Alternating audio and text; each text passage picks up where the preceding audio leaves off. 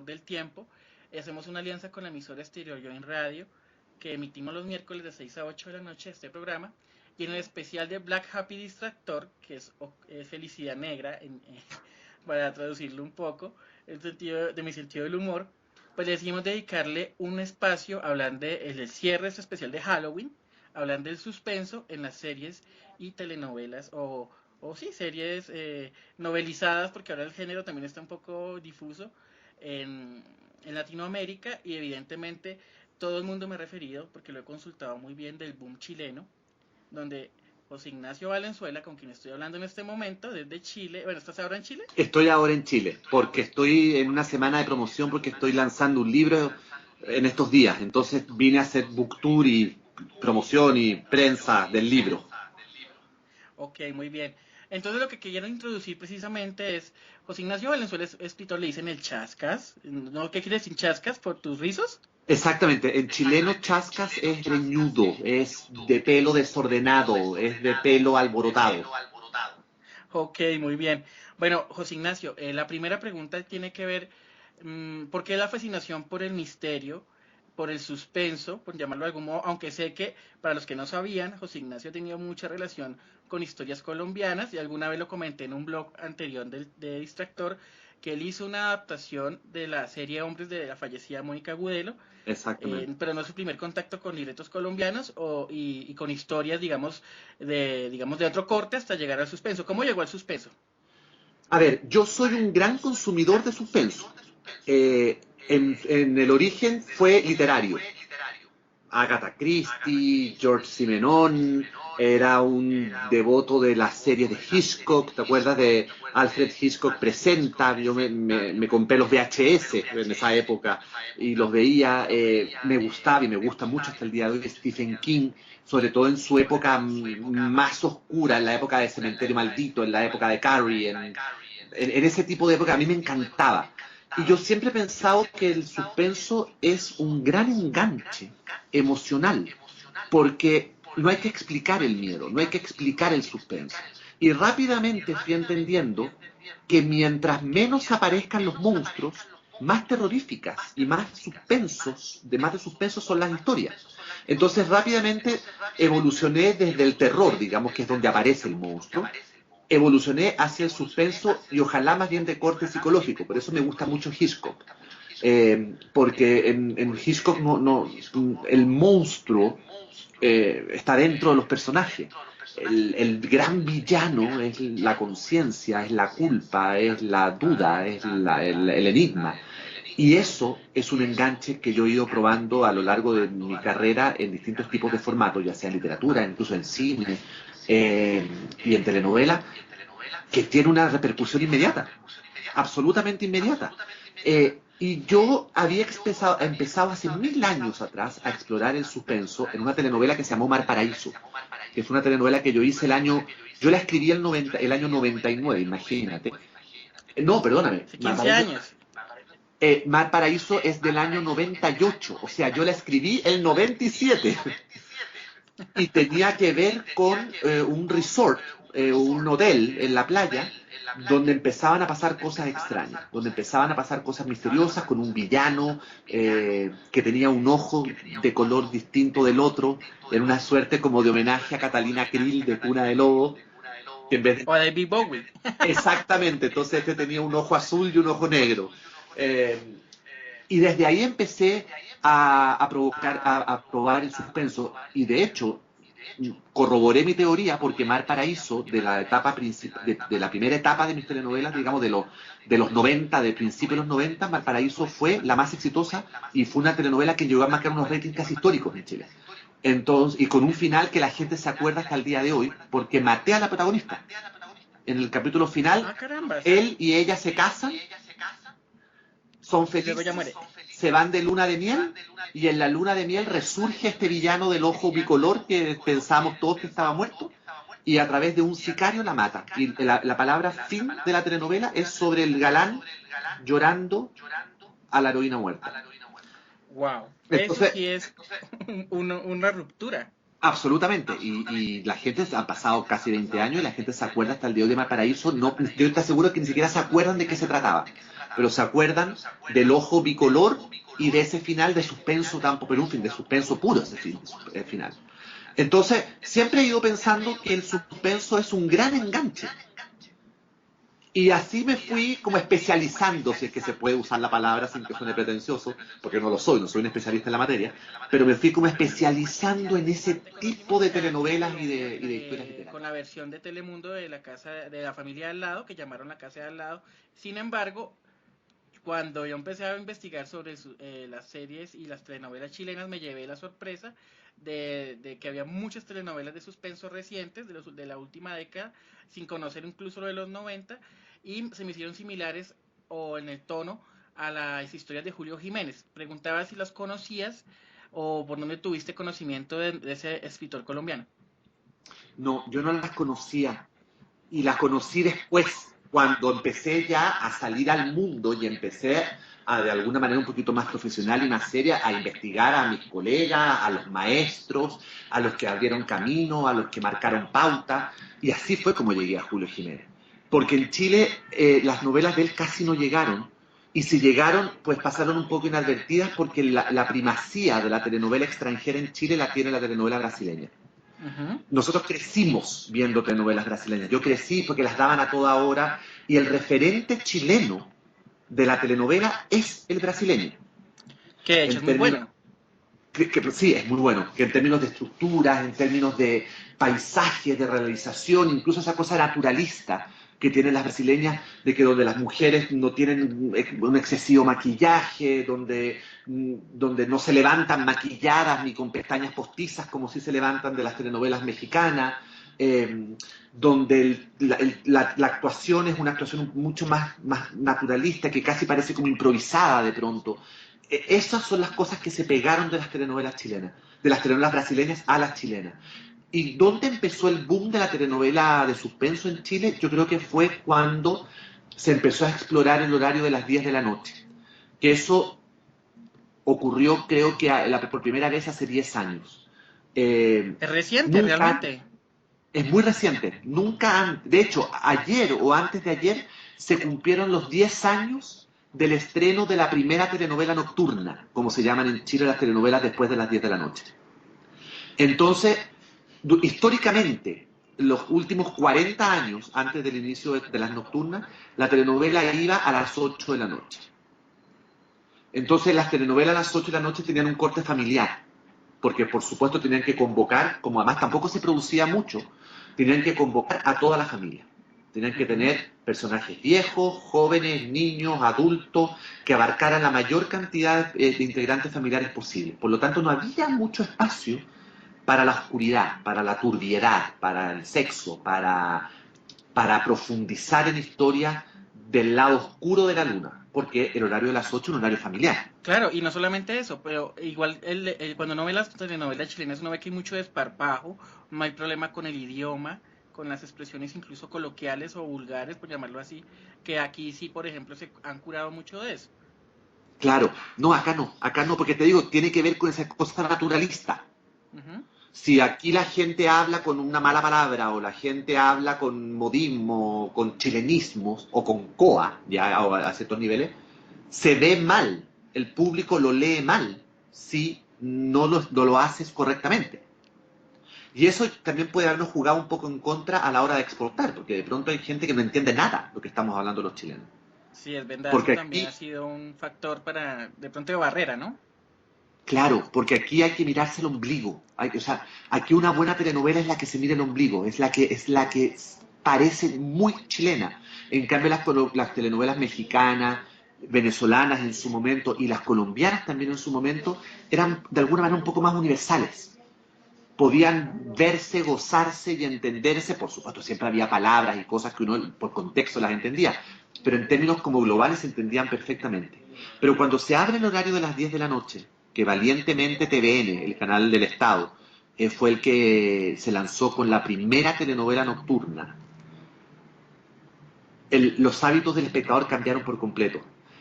Y se abrió para directores, productores, guionistas, actores, se abrió una cantera infinita de temas que no se habían tocado hasta el momento.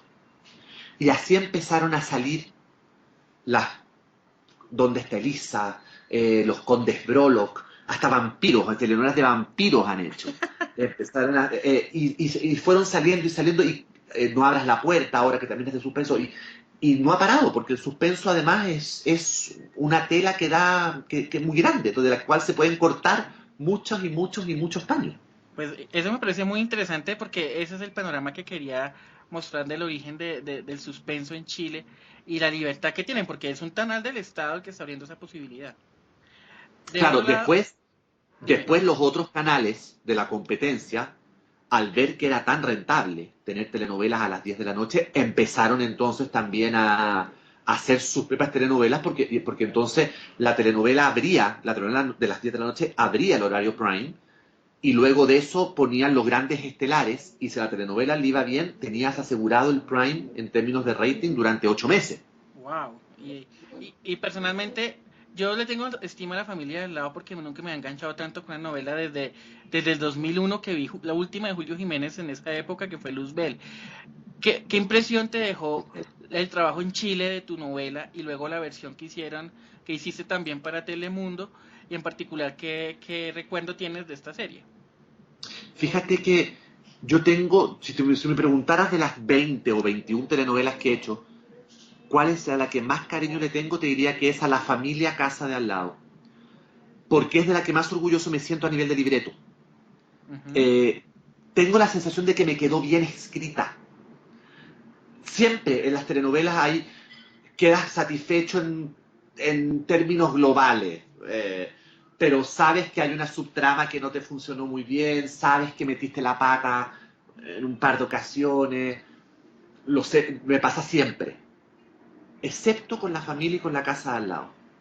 Fue una telenovela además que curiosamente me llegó muy rápida la idea. Fue una cosa que se me armó y no me dio ni tiempo como ni de pensarla mucho, ya la estaba escribiendo. Pero además con una claridad meridiana, porque yo tenía clarísimo que en la mitad íbamos a saber que los buenos eran los malos, que los malos eran los buenos. Sabía perfectamente que iba a hacer creer a todo el mundo que eran dos hermanos, pero que en el fondo eran tres. Sabía. Y es la telenovela como más consciente que he escrito dentro de la inconsciencia más grande, porque no alcancé a hacer Biblia, nada. Yo me senté a escribir. Y a lo mejor esa energía, ese entusiasmo particular se transmitió en pantalla, porque la versión chilena quedó magníficamente bien hecha. Uf, sí, total. Y cuando Yo me la sí, devoré. es que quedó muy bien hecha la chilena. Y cuando llegó el turno de Telemundo, que también la adapté yo mismo, me di el lujo además de hacer un montonal de cosas que por tiempo, plata, eh, pos- eh, posibilidades no resueltas en Chile, las pude hacer en Estados Unidos. Me di el gusto además de alargar. Me pidieron que la telenovela chilena tenía creo que 90 capítulos. A mí en Telemundo me dijeron que no, que tenía que hacerla mucho más larga porque a ellos no les rinde, digamos, económicamente una telenovela de menos de 100 capítulos. Por lo tanto, me di el gusto de ampliar un montón de cosas, de empezar a meterme mucho más profundamente en otras. Fue un deleite, a pesar de que yo trabajé como un esclavo casi 3 años en esas dos historias, en esas dos telenovelas. Fueron casi 3 años de trabajar, te digo, pero de sol a sol, sin fin de semana, porque más yo trabajo solo. Entonces, yo escribo solo, no escribo en equipo. Entonces, eran maratones de 18, a veces hasta 20 horas escribiendo capítulos diarios, pero nunca me acuerdo de haber estado cansado, no me acuerdo de haber maldecido a la vida. Al revés, yo estaba fascinado. No, pues delicioso. Eso es. A mí me encanta por lo general el suspenso, el humor negro también, porque hace una Claro. semana hablamos de eso. Y ahorita que estaba pues revisando un poco el historial ¿te gustaría meterte con algo así de ese estilo, de humor negro, de algo más en tono farsa, más como más bienenito, más comedia de pronto? Mezclando Fíjate comedia y que, suspenso, ¿se podría? fíjate que lo haría feliz, porque además el humor negro me fascina. Estoy explorando mucho el humor negro en teatro. Ah, qué bien. Por alguna razón estoy explorando el humor negro en teatro. De hecho, hace como 2 años estrené una comedia que se estrenó en Chile y se estrenó también en España, que se llama El Gran Día de la Madre, que la coescribí con un socio guionista, director español que yo tengo, que se llama Julián Quintanilla, con el que hacemos una dupla creativa muy divertida, en teatro sobre todo.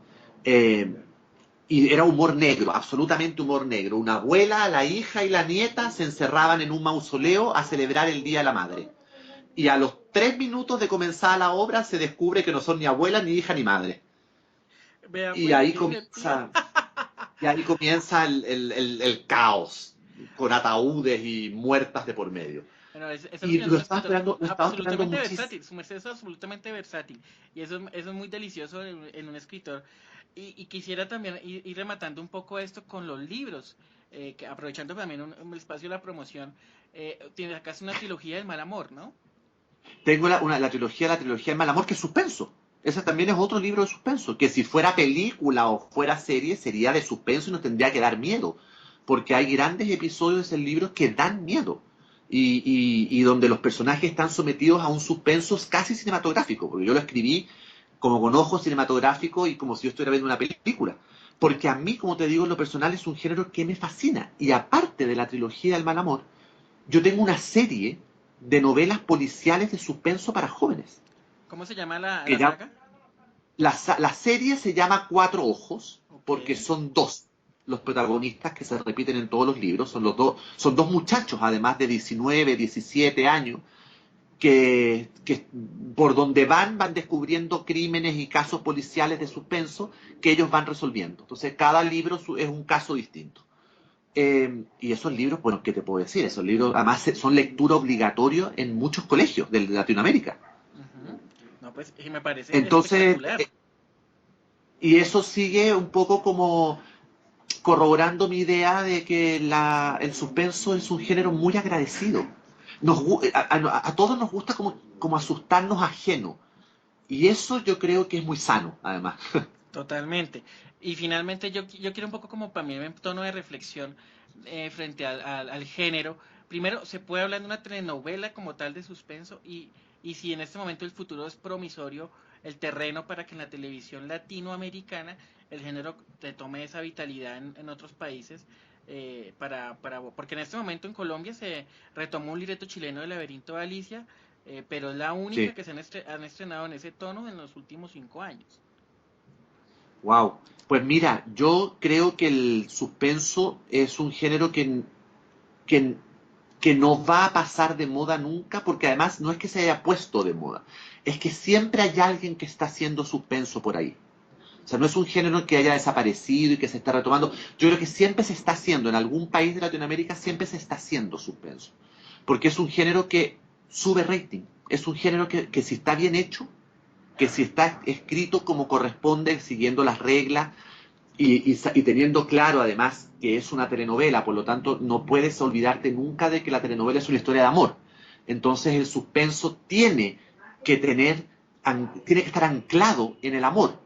Y eso además lo hace al amor mucho más difícil y complicado, que es lo que todo guionista de telenovelas necesita hacer, complicar un amor por 100 capítulos, que cada vez es más difícil complicar ese amor, Ay, qué porque horror. si la gente hoy en día no quiere estar junta, pues no está junta, punto, y se acabó, se disolvió la pareja y se te acabó la telenovela. Claro, y ahí me llama una reflexión y es en qué punto en el suspenso podría de pronto caerse en la apología al delito, que sería un riesgo de todas maneras, porque es lo que es la discusión eterna acá en el caso colombiano, cuando salieron las narconovelas y toda esta saga, de que los villanos pues se llevan el premio o no les pasa nada o se mueren muy tranquilos. ¿Cómo Claro. lidiar con esa Damocles de Mira, pronto caer en eso? yo por eso en mis telenovelas de suspenso las parejas nunca quedan juntas al final. Porque no voy a hacer esa apología. De hecho, yo tengo serios conflictos éticos, personales, con las narconovelas precisamente por eso. Yo me niego un poco a ensalzar heroicamente la figura de un delincuente. Tengo como conflictos con eso. Me complica porque para mí los delincuentes son delincuentes. Y no, Sí, o mm, sea, difícilmente vería una novela basada en el Tom Ripley, por ejemplo. claro, claro. ¿Entiendes? Entonces tengo como conflicto. Y en las telenovelas de suspenso que yo he hecho, en donde uno siempre, por supuesto, uno de de los personajes principales del triángulo central es el malo, nunca he dejado a la buena con él. Claro, no, Nunca. no puede haber ningún premio. Tiene que haber un premio y castigo después de todo. Y bueno, ¿y Claro. tendremos proyectos para el año entrante en televisión o en cine de pronto? Bueno, en cine se está desarrollando en este momento, está en desarrollo de producción una película mía que es una adaptación de un libro que yo escribí que se llama La Mujer Infinita, que es un proyecto que tiene en sus manos la directora argentina Lucía Puenzo, que ella es la que dirigió El Niño Pez y ahora hace último la película Guagolda, que ha sido Un suceso, sí, como aquí ya dirán en Colombia. una joya, Guacolda. Y Lucía tiene en sus manos este proyecto que me tiene muy contento y súper orgulloso. Y por supuesto viene una nueva telenovela, el 2015, que todavía no tengo clara. De hecho, me reía mucho el otro día porque empecé a ver en Twitter que estaban diciendo que yo iba a hacer una adaptación de una telenovela chilena que se llamaba Vuelve temprano y que ya yo estaba ya en el capítulo 4, ponte tú. Y yo estaba terminando una obra de teatro. Aquí están Eh, viendo Adaptador. Creo que Perdóname. incluso alguien puso un Twitter, de hecho revisando hoy, que querían verte adaptando una novela de, no me acuerdo si era de Martín Ha. Bueno, te estaban hablando que ibas a hacer un remake de de un libreto venezolano. Y yo dije, ¿será? No puede ser. Pues mira, yo no, nunca me he cerrado a la posibilidad de aprender cosas nuevas. A mí de hecho me encanta los desafíos nuevos y yo tengo como regla personal, por lo general, cambiar radicalmente de estilo, de género después de un proyecto. Entonces yo me acuerdo que hice La familia de al lado y al proyecto siguiente me lancé con Dama y Obrero, que era exactamente lo opuesto. Sí, Era total. un melodrama rosa, clásico, eh, con un homenaje a las telenovelas de los 80 mexicanas, con los villanos, la paralítica en silla de ruedas, totalmente. Y después de eso hice La casa de al lado, y después de eso hice Santa Diabla. Entonces, me encantaría de pronto que también me dieran la posibilidad de adaptar, porque no lo he hecho nunca, así objetivamente como de armar un proyecto que la gente haya visto mucho, que se haya conocido.